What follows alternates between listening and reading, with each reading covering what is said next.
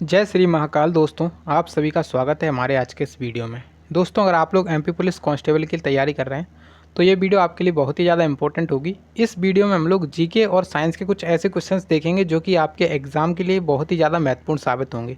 तो चलिए शुरुआत करते हैं। आपको सभी क्वेश्चंस को देखना है, अच्छे से याद करना है, तो अगर आपको एग्ज़ाम को क्लियर करना है। देखिए, सबसे पहला क्वेश्चन है, उसको देखते हैं। आज आपके सामने जो पहला क्वेश्चन लाए हैं उसमें बोला गया है कि हास्य गैस क्या होती है। 4 ऑप्शन दिए गए हैं, nitrous oxide, carbon monoxide, sulphur dioxide और फोर्थ ऑप्शन है हाइड्रोजन पेरोक्साइड। Hydrogen peroxide. तो यहाँ पे जो हास्य गैस होती है वो क्या होती है? हास्य गैस होती है नाइट्रस ऑक्साइड, यानी कि यहाँ पे जो हास्य का मतलब क्या है? Laughing gas. लाफिंग गैस जो है ना, वो क्या होती है? नाइट्रस ऑक्साइड होती है। इसका रासायनिक सूत्र आपसे पूछता है एग्जामिनर कि इसका रासायनिक सूत्र बताइए, तो इसका रासायनिक सूत्र होता है N2O। ठीक है, यानी कि जो नाइट्रोजन के 2 अणु और ऑक्सीजन का 1 अणु जब मिलता है तो नाइट्रस ऑक्साइड गैस बनती है। और नाइट्रस ऑक्साइड गैस क्या होती है? लाफिंग गैस, यानी कि हास्य गैस होती है ये। ठीक है, क्वेश्चन इंपॉर्टेंट है ये। देखिए दोस्तों, एक और क्वेश्चन आपसे पूछा गया है और क्वेश्चन में आपसे बोला गया है, निम्नलिखित में से किसका विमित सूत्र आवेग के सूत्र के समान होता है? तो देखिए, किसका विमित सूत्र जो है ना, वो आवेग के सूत्र के समान होता है। देखिए, जो आवेग का सूत्र होता है वो किसके समान होता है? संवेग के सूत्र के समान। अब आवेग होता क्या है? तो आवेग क्या होता है पता है? आवेग होता है कि जब कोई बल किसी वस्तु पर थोड़े समय के लिए कार्य करता है तो बल और उस समय के अंतराल के गुणनफल को उस बल का आवेग कहते हैं। ठीक है, उस बल का क्या कहते हैं? आवेग कहते हैं। तो आपका राइट आंसर है यहाँ पे हो जाएगा ऑप्शन नंबर 2। देखिए, यहाँ पे क्वेश्चन में पूछा गया था कि आवेग का जो विमित सूत्र है वो किसके समान होता है, तो वो होता है संवेग के विमित सूत्र के समान। आवेग का विमित सूत्र क्या होता है? तो M, L और T इस पे घात -1, ये होता है इसका विमित सूत्र।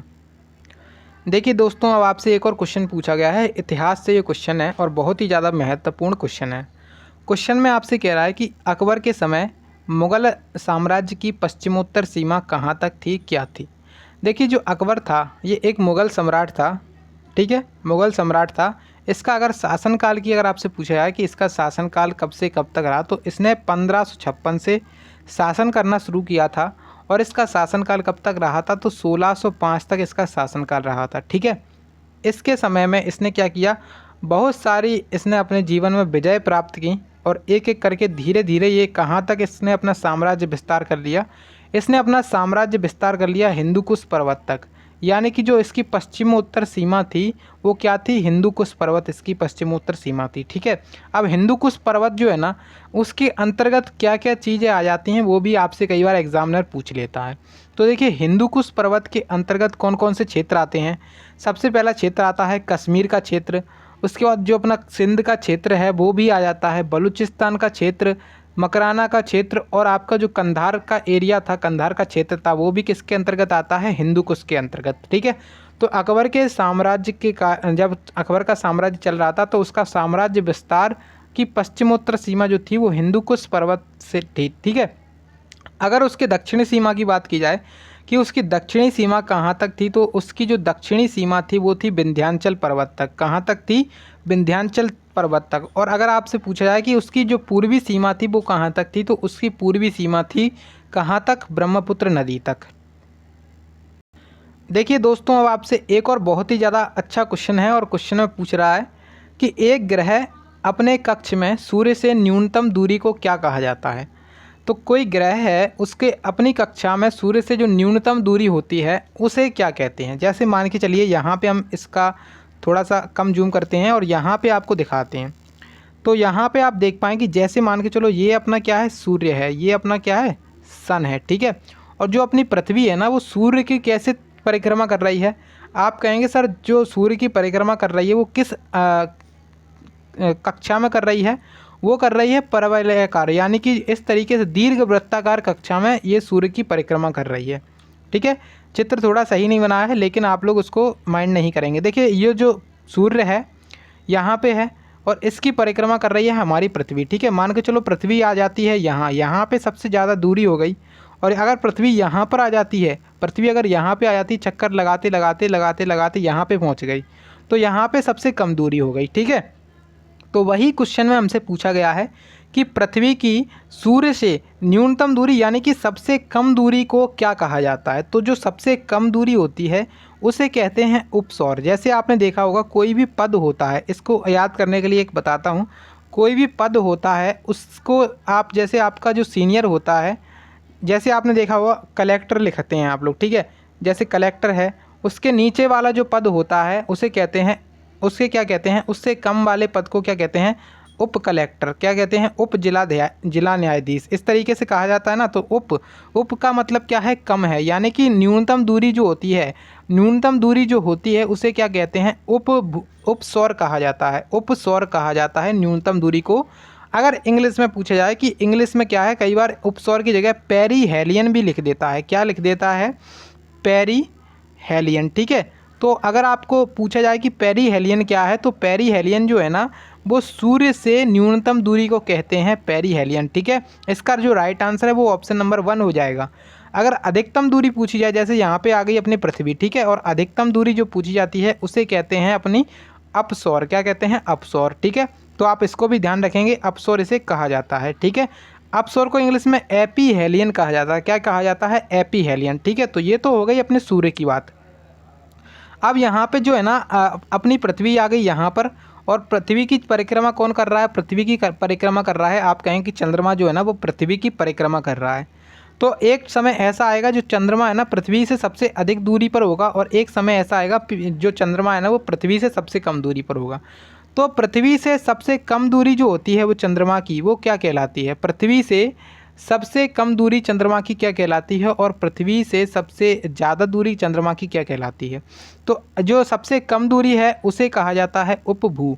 क्या कहते हैं, उपभू, ठीक है। और सबसे अधिक दूरी है उसे कहते हैं अपभू। क्या कहते हैं, अपभू। यानी कि उपभू की बात करें तो पेरिजी इसको कहा जाएगा इंग्लिश में, और अपोजी की बात करें यहाँ पे तो अपोजी का मतलब हो जाएगा उपभू, अपभू, ठीक है। यानी कि सबसे ज़्यादा दूरी क्या कहलाएगी, अपभू कहलाएगी, और सबसे कम दूरी क्या कहलाएगी, सबसे कम दूरी आपकी उपभू कहलाएगी। ये आपको कॉन्सेप्ट जो है ना वो काफ़ी ज़्यादा इंपॉर्टेंट रहेगा। अगर आपके एग्ज़ाम में क्वेश्चन आ जाता है तो आपका क्वेश्चन छूटेगा नहीं इससे।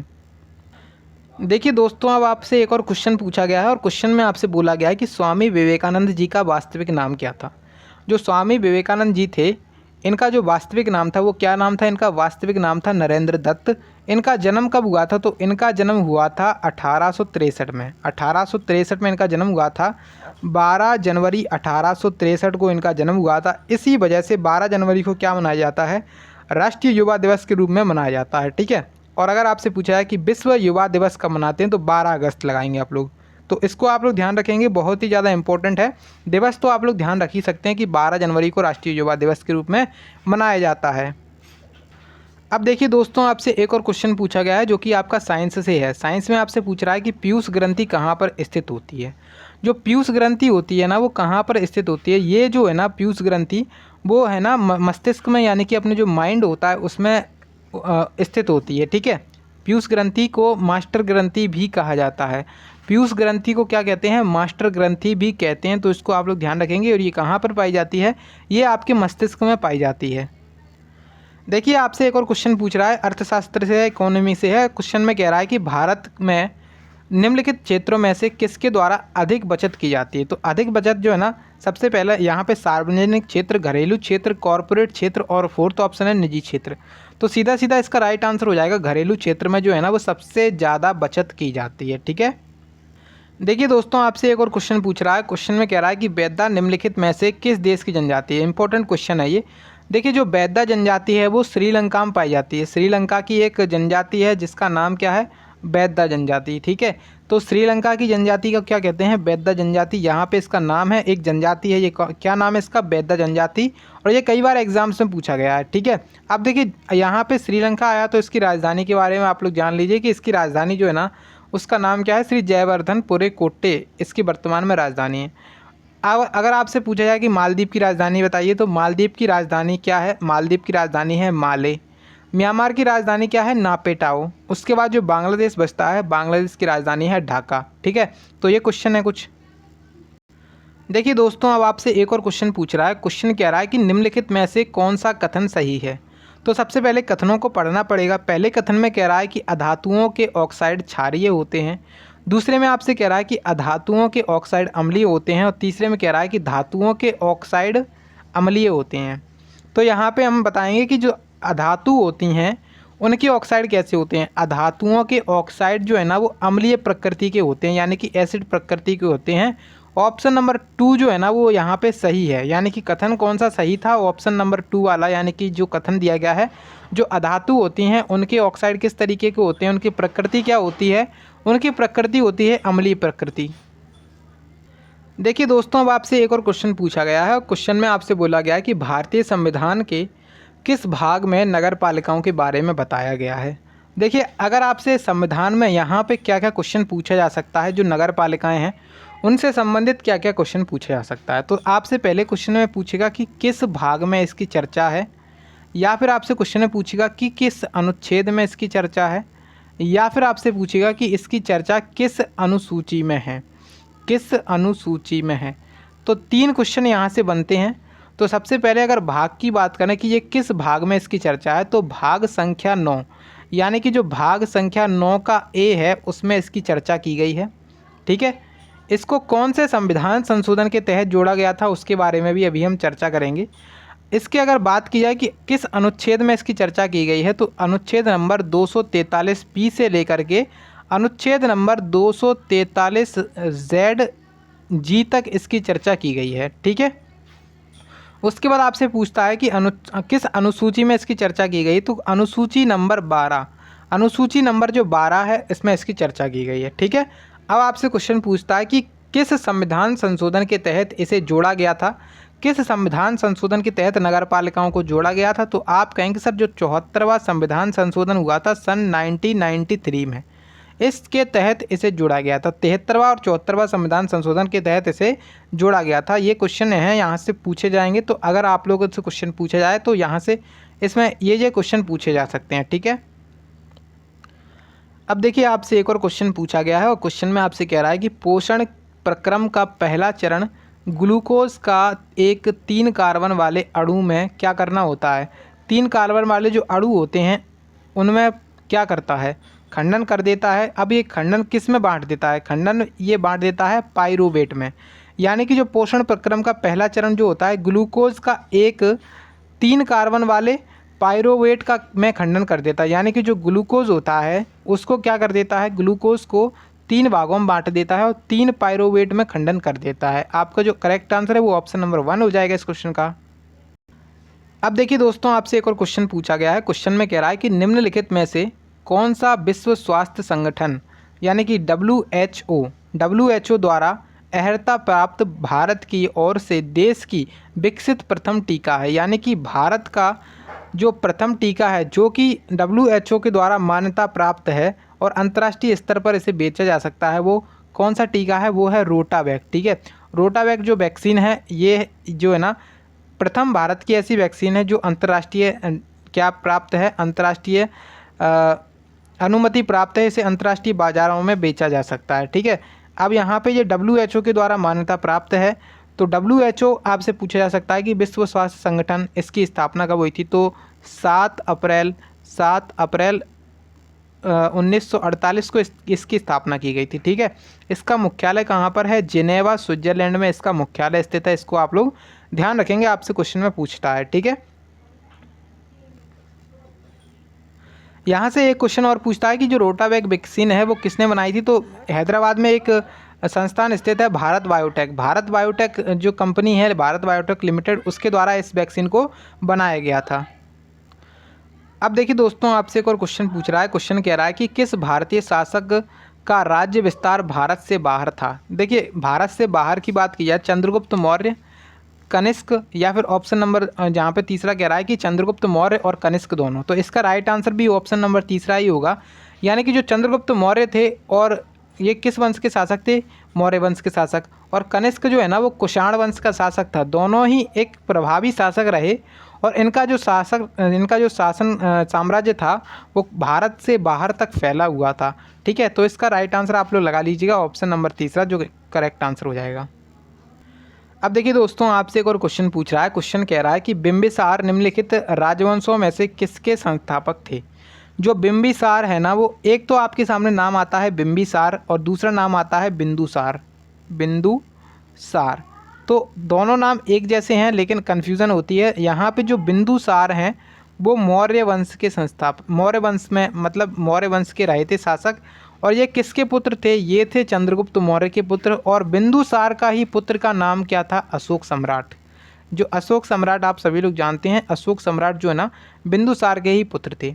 अब जो बिंबिसार हैं वो किस वंश के थे? तो वे थे हर्यक वंश के संस्थापक। बिंबिसार हर्यक वंश के संस्थापक थे।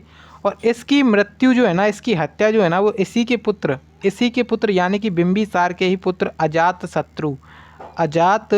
शत्रु के द्वारा की गई थी। आप लोग ध्यान रखेंगे। अब देखिए दोस्तों, एक और क्वेश्चन पूछ रहा है आपसे, कह रहा है क्वेश्चन में कि बंगाल में स्थायी बंदोबस्त किस ब्रिटिश गवर्नर जनरल के द्वारा शुरू किया गया था? तो स्थायी बंदोबस्त एक प्रणाली थी, उसे कब शुरू किया गया था? तो 1793 में इसे शुरू किया गया था। और ये किसने किया था शुरू? ये किया था लॉर्ड कॉर्नवालिस ने। उस टाइम पर जो गवर्नर जनरल था वो लॉर्ड कॉर्नवालिस था, उसी टाइम पर ये किया गया था। ठीक है। अब देखिए, बंगाल का जो पहला गवर्नर था वो था रॉबर्ट क्लाइव। लेकिन और आपसे पूछा है कि बंगाल का जो अंतिम गवर्नर था वो कौन था? Warren Hastings. वॉरेन हेस्टिंग्स ही बंगाल का पहला गवर्नर जनरल बना। उसके बाद क्या हुआ? उसके बाद जो लॉर्ड कॉर्नवालिस आए। अब लॉर्ड कॉर्नवालिस आए, उसने जो स्थायी बंदोबस्त प्रक्रिया है उसको लागू कर दिया था। ठीक है। तो आप यहाँ पे देख पाएँ कि लॉर्ड कॉर्नवालिस के द्वारा स्थायी बंदोबस्त प्रक्रिया लागू की गई थी। अब ये ईस्ट इंडिया कंपनी द्वारा बंगाल में स्थायी बंदोबस्त प्रक्रिया लागू कर दी गई। यह मूल रूप से भूमि राजस्व को ठीक करने के लिए एक प्रक्रिया थी। ठीक है। देखिए दोस्तों, अब एक और क्वेश्चन पूछ रहा है। क्वेश्चन कह रहा है कि किसके शासनकाल में मुग़ल पेंटिंग अपने शिखर पर पहुंची थी? देखिए, जो मुग़ल पेंटिंग है, पेंटिंग जो है ना, मूर्तिकला, चित्रकला, ये किसके शासनकाल में पहुंच गई थी? तो जहांगीर के शासनकाल में। जहांगीर एक ऐसा शासक था जो कि चित्रकला में बहुत ही ज़्यादा क्या था? निपुण था। यानी कि अगर इसके सामने कोई ऐसी इसके बारे में लिखा गया है कि अगर इसके सामने कोई एक तस्वीर रख दी जाए जिसमें एक आँख किसी और व्यक्ति के द्वारा, किसी और चित्रकार के द्वारा, और दूसरी आँख किसी और चित्रकार के द्वारा बनाई जाए, तो ये जो जहांगीर है वो ऐसे पहचान लेता था कि पहली आँख किसके द्वारा और दूसरी आँख किसके द्वारा बनाई गई। मतलब एक एक चित्र का एक एक भाग पहचान लेता है कि किसके द्वारा बनाया गया था। तो जहांगीर के शासनकाल में मुग़ल पेंटिंग जो है ना अपने चरम उत्कर्ष पे रही थी। और यहाँ पे जो है ना, इसमें आप लोग लगा सकते हैं जहांगीर, इसका राइट आंसर हो जाएगा। ठीक है। उसके बाद शाहजहाँ आते हैं। तो शाहजहाँ के काल में स्थापत्य कला का ज़्यादा रहा था। जैसे कि जो ये बहुत सारी चीज़ें बनवाई थी इन्होंने, ताजमहल वगैरह, तो स्थापत्य कला का शाहजहाँ के काल में ज़्यादा विकास हुआ था। ठीक है। अब देखिए, अकबर जो है ना, इसका पुत्र कौन था? इसका पुत्र था जहांगीर, और जहांगीर का पुत्र था शाहजहाँ, और शाहजहाँ के पुत्र थे औरंगजेब। ठीक है। तो यहाँ पे ये इनका क्रम है। तो कई बार क्रम भी पूछ लेता है इन शासकों का।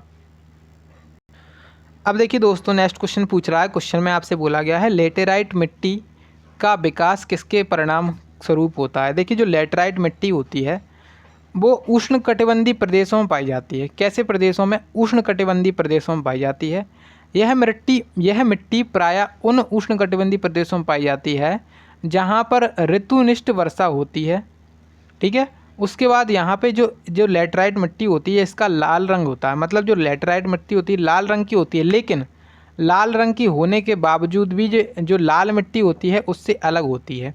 इसकी जो प्रकृति होती है वो भी आपसे पूछी जाती है कि लेटराइट मिट्टी की प्रकृति बताइए। तो लेटराइट मिट्टी की जो प्रकृति होती है वो होती है अम्लीय प्रकृति। ठीक है। अम्लीय प्रकृति की ये मिट्टी पाई जाती है। ठीक है। तो इसका जो विकास होता है वो किसका परिणाम होता है? तो निक्षालन का परिणाम होता है। आपका आंसर हो जाएगा ऑप्शन नंबर तीसरा।